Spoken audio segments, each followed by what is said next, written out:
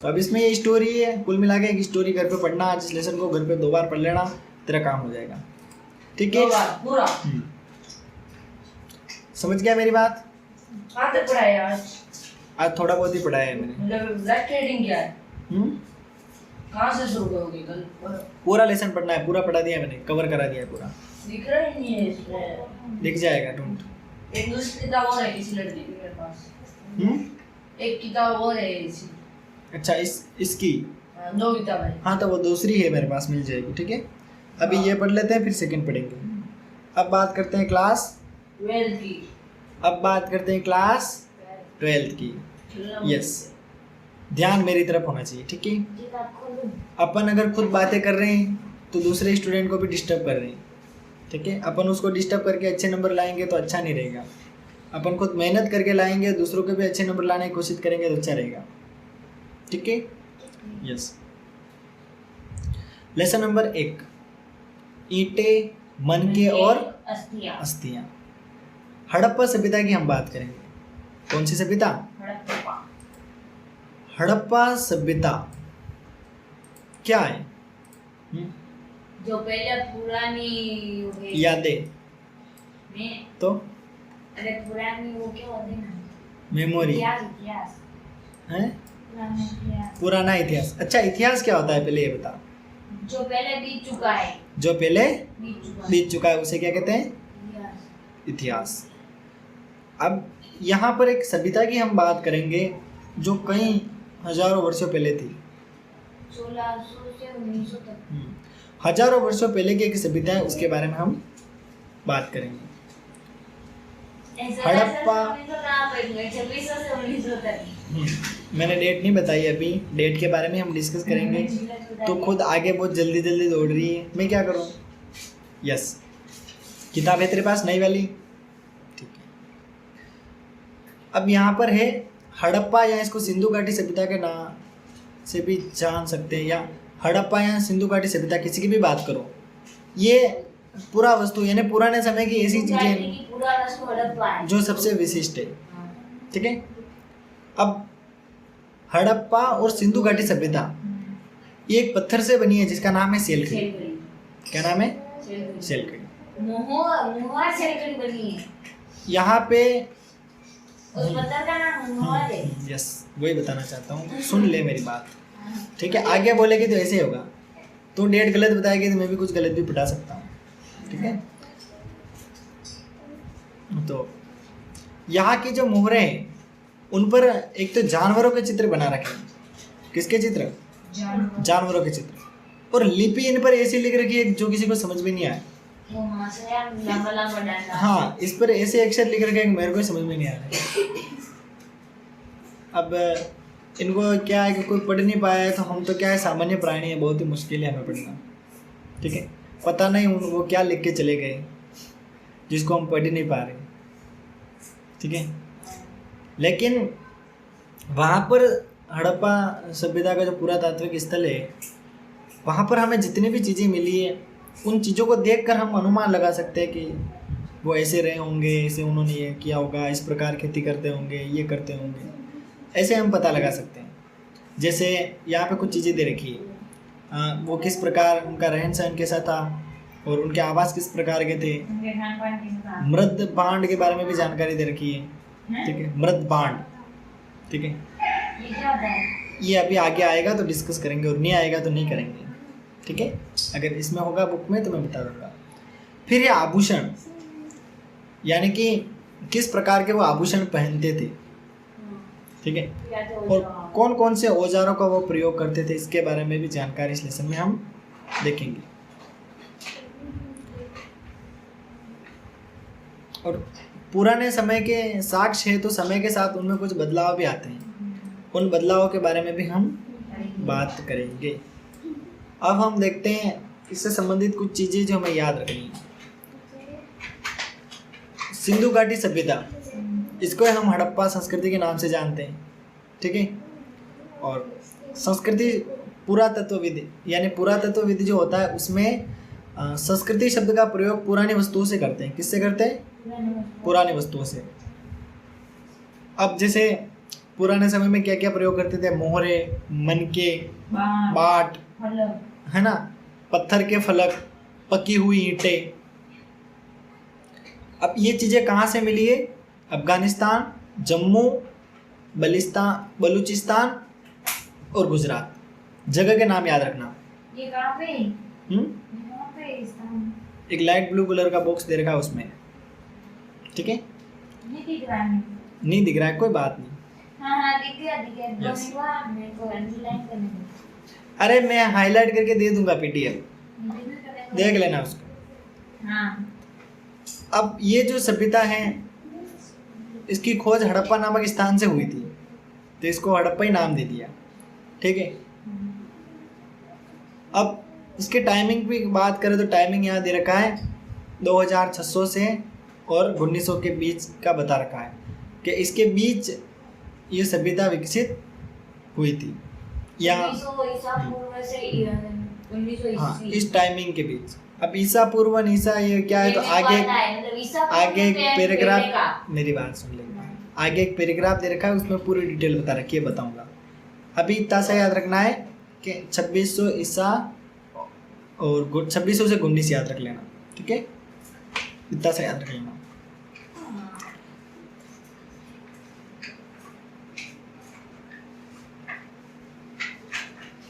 और इसका जो अध्ययन किया गया था, जैसे हड़प्पा सभ्यता की रिसर्च की थी, तो कुछ चीज़ें हड़प्पा सभ्यता में पुरानी मिली थी, बहुत ही पुरानी, और कुछ आधुनिक जैसे कुछ मिली थी, तो जैसे डेवलपमेंट बोल सकते हैं अपन। तो सेकंड वाली जो बाद में जो मिली ना लेटेस्ट चीज़ें, इसमें उनको विकसित हड़प्पा से संस्कृति के अंतर्गत ले रखा है, ठीक है?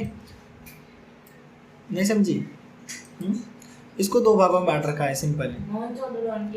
हड़प्पा सभ्यता को दो भागों में बांट रखा है। जैसे क्लास 9th तू ही पढ़ी और अंकित पढ़ रहा है, तो तू तो पहले वाली हो गई, पूर्व वाली, और ये आधुनिक। तो है जो भी विकसित है, ये हड़प्पा मतलब पुराना वाला। इतने आगे नहीं चलना है, समझ ही नहीं पाएगी फिर। मैं एक एक कॉन्सेप्ट तेरे को समझा रहा हूँ, ठीक है? तो मोहनजोदड़ो बोल देगी तो वो फिर आगे से आगे पूरा लेसन ही तो जल्दी जल्दी खत्म कर देगी, तो फिर अपने कुछ चीज़ें छूट जाएगी और अपन समझ नहीं पाएंगे, ठीक है? अब यहाँ पे एक पिंक कलर का बॉक्स है, पिंक कलर का ही है, हाँ। इसमें देखो, एक तो बीसी के बारे में दे रखा है जिसको ईसा पूर्व के नाम से जानते हैं, ठीक है? और एक क्या दे रखा है बताओ? ईसा पूर्व है ना, और एक दूसरा क्या दे रखा है? एडी, इसको ई के नाम से जानते हैं। किसके नाम से? ई, यानी कि ईसा के बाद का बता रखा है। अब सिर्फ इस मैप को देख, मैप में क्या दे रखा है? बहुत सी नदियाँ बता रखी है और कुछ सभ्यताओं के नाम है, ठीक है? साबरमती माही अपने राजस्थान में बहती है, पता है ना? राजस्थान में होके वापस चली जाती है। आपने क्या नदी का नाम गिरा लिया क्या? और फिर चंबल नदी अपने राजस्थान में, उसके अलावा सिंध, सतलज, ये ऊपर वाली नदियाँ, पूर्वी नदियाँ, ठीक है? पूर्व और उत्तर में, पूर्व और उत्तर में राजस्थान के। ये झेलम, चेनाब, रावी, ये शायद पंजाब में, मेरे हिसाब से पंजाब में बहती है, ठीक है? अभी वर्तमान समय की स्थिति में। फिर अब इसमें देखो, मोहनजोदड़ो कहाँ है, उसके अलावा चन्हूदड़ो कहाँ है, धोलावीरा सभ्यता कहाँ है? गुजरात में, है ना? सुदकांगडोर, ये देखो, ये कहाँ है? देखो इनको बस। कालीबंगन, बनावली, राखीगढ़ी हरियाणा में हो सकती है, गंगा यमुना नदियाँ इधर अपन को दिख रही है। तो अपन ऐसा कह सकते हैं कि जहाँ जहाँ पे ये नदियाँ है ना, उन नदियों के संगम पर ही अधिकतर सभ्यताएं विकसित हुई। समझ गई कि नहीं? फिर बात करते हैं आरंभ, इस सभ्यता का आरंभ कैसे हुआ, ठीक है? तो आरंभ की यदि हम बात करें तो आरंभ के साक्ष्य में जैसे कृषि से संबंधित कुछ साक्ष्य मिले, पशुपालन से संबंधित कुछ साक्ष्य मिले, शिल्पकारी से संबंधित कुछ साक्ष्य मिले, और कुछ बस्तियां मिली है, छोटी भी थी और बड़ी भी थी।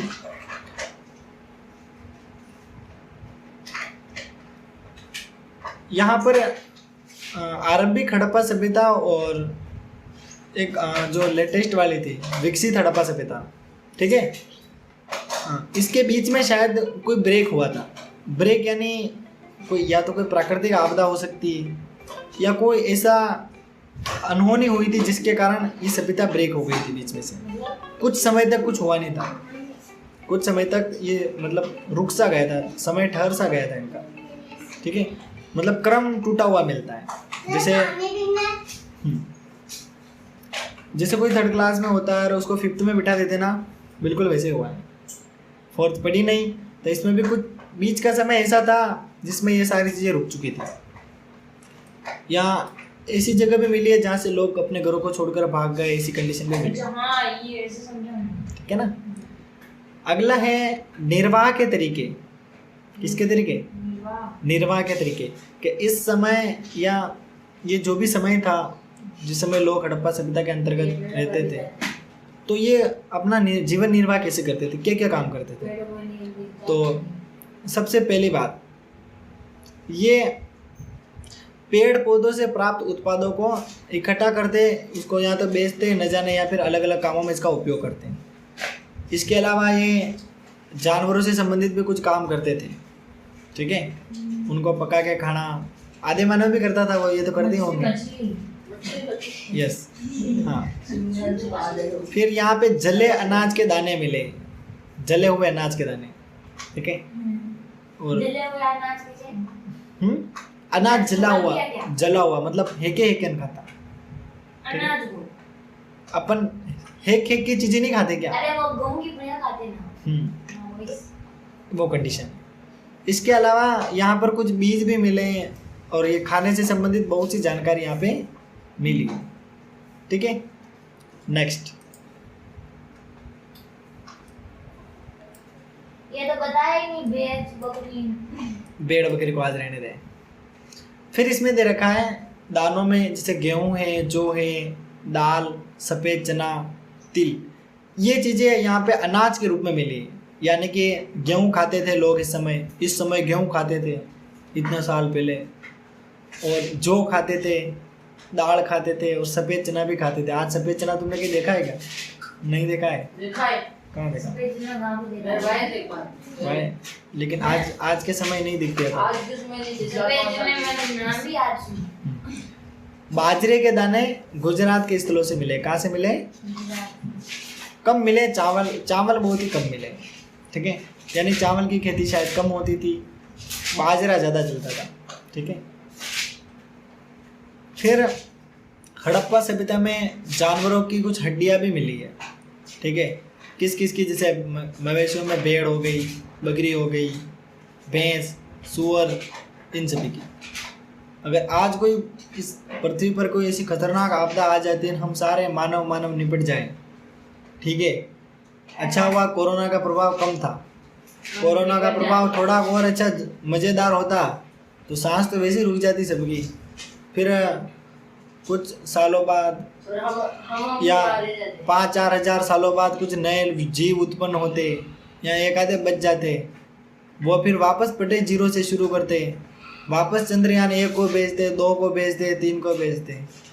किसी कारण से अगर सारी चीज़ें नष्ट हो जाती है, फिर वो ढूंढते, ये अंकित की हड्डी मिली है, ये सुमित्रा की मुंडी मिली है ना, यो फिर वो आईफोन तो खुलते ही नहीं, लॉक ही नहीं खुलता।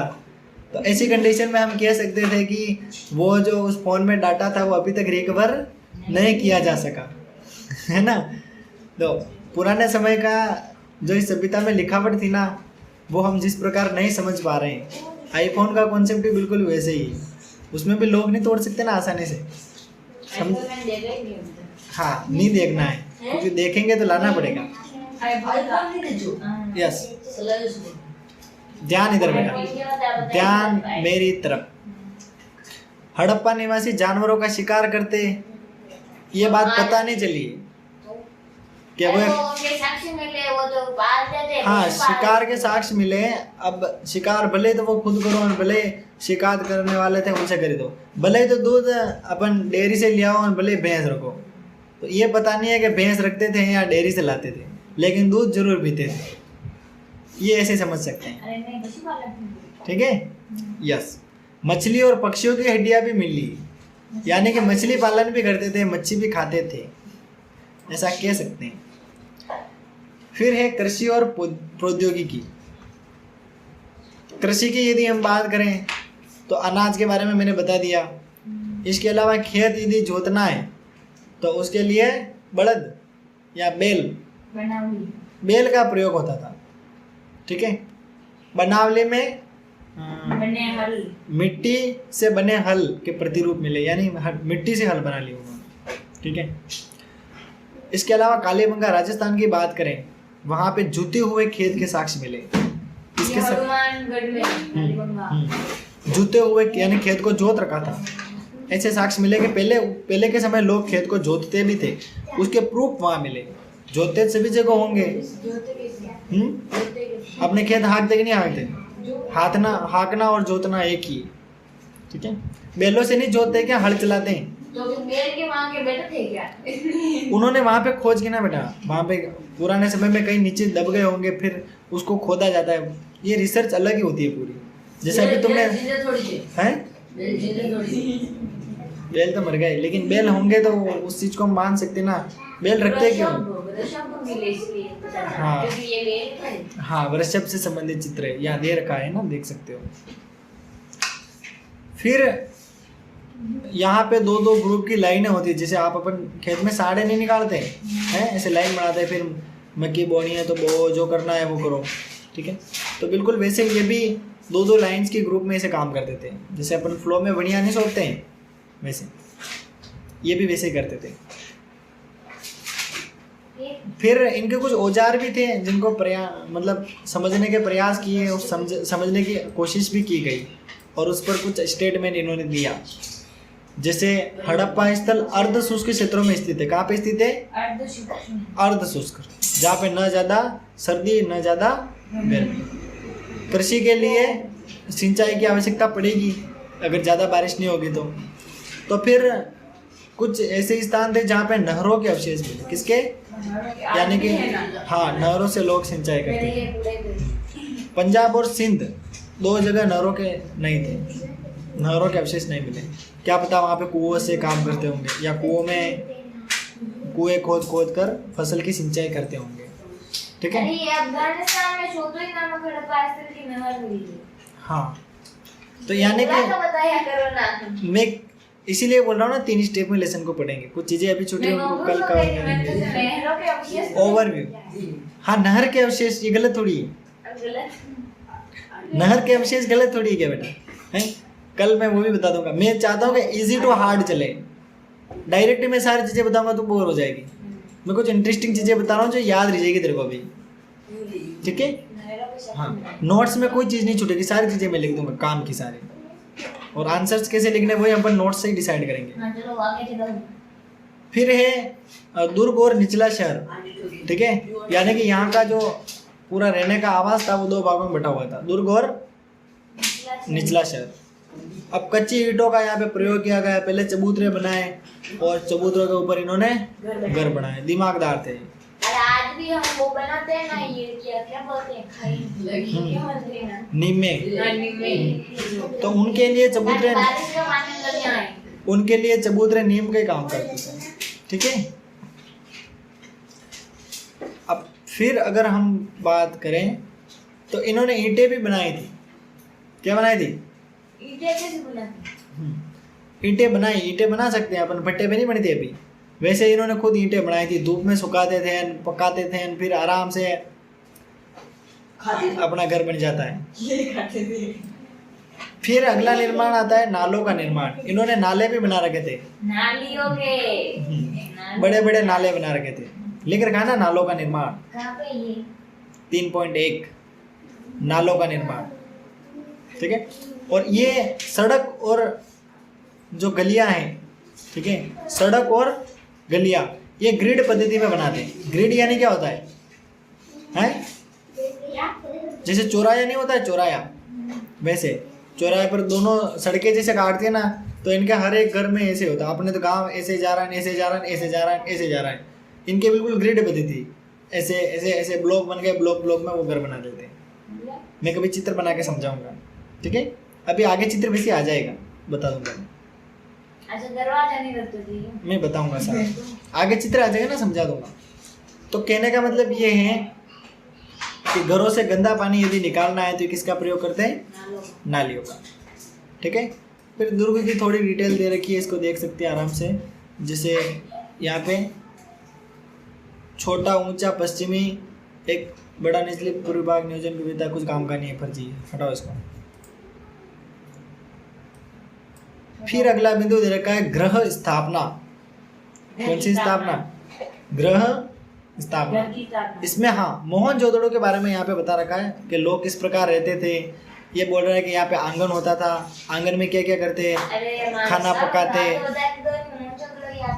कताई करते, है ना। और खास तो छोड़ उसको, मैं बता रहा हूँ जो सुन ले पहले, ठीक है। जो छूटेगा उसको कल अपन कवर कर लेंगे। उसके अलावा फिर दे रखा है मतलब ये आंगन के बारे में, सूरज के मौसम में भी मतलब वहाँ पे बैठते आराम से काम करते, हवा लगती, जैसे अपने खुला होता है ना घर में जैसे, तो ऐसा उनके भी था। अब ये क्या करते थे, इनकी एक विशेषता थी, आज हम हॉल बनाते हैं, ऐसा बनाते हैं, मासक होते होते घर से बाहर देख सकते हैं कि कौन आ रहा है कौन जा रहा है। अपन ऐसे ही काम करते, अपन जैसे घर में हॉल बना रखा है तो हॉल ऐसी कंडीशन में बनाते हैं कोई आराम से घर में सोते सोते बाहर देख रहे कौन आ रहा है कौन जा रहा है ना। लेकिन ये साले ऐसे नहीं थे, ये ऐसी जगह बनाते हैं हॉल को कि बाहर वाला अंदर नहीं देख सके। और इनकी सोच अच्छी थी, एकाग्रता रहती।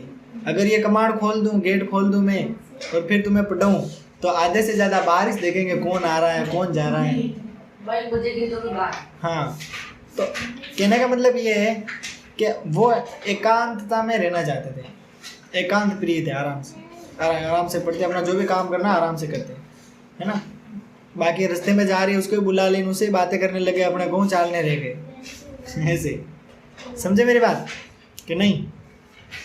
और भूमि के अंदर अंडरग्राउंड मकान भी होते तो उनमें खिड़कियां नहीं होती थी शायद, ऐसा कुछ लिख रखा है। यस, तो फिर बता। ये पूरा जो बनाते थे ना उसमें ना खिड़कियां रखते थे, नहीं कुछ सिर्फ एक दरवाजा रखते थे। द्वार के आंतरिक भाग अथवा आंगन का सीधा अवलोकन नहीं कर सकते अपन। यानी कि देखो, द्वार से आंतरिक भाग यानी दरवाजे से अपन अंदर का भाग नहीं देख सकते। खिड़की विड़की होती तो अपन देख सकते हैं, बाकी खिड़की नहीं है तो नहीं देख सकते। यानी कि एक मंजिला मकान जो होती ना उसकी बात कर रहा है, ठीक है। अगर कुछ भी काम करना है, आंगन को सीधा देखना है तो अपन को घर के अंदर आना पड़ेगा, फिर देखना पड़ेगा। बाहर से अपन ऐसे ऐसे करके नहीं देख सकते। यस। फिर कुछ ने तो छत पे जाने के लिए सीढ़ी बना रखी, आराम से छत पे जाओ, घूमो फिरो, मस्त रहो, ठंडी ठंडी हवा खाओ, है ना। और इनके आवास जहाँ पे रहते थे उसके आसपास ही कुएं थे।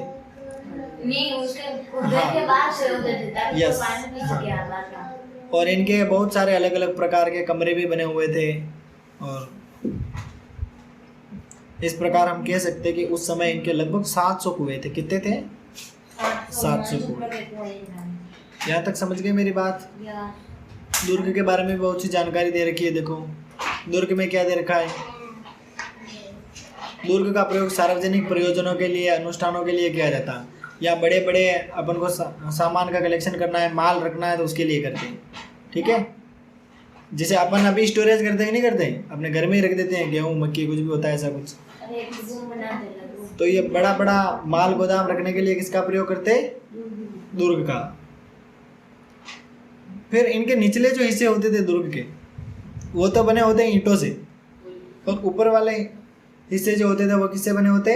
पत्थर से, लकड़ियों से। किससे बने होते? यानी कि निचला इससे इस कमरे का इतना सरफेस ईंटों से बना दिया, और ऊपर का सरफेस किससे बनाते हैं? लकड़ियों से। ये कॉन्सेप्ट है। ये कब सुन, बस सुनने से याद हो जाएगा।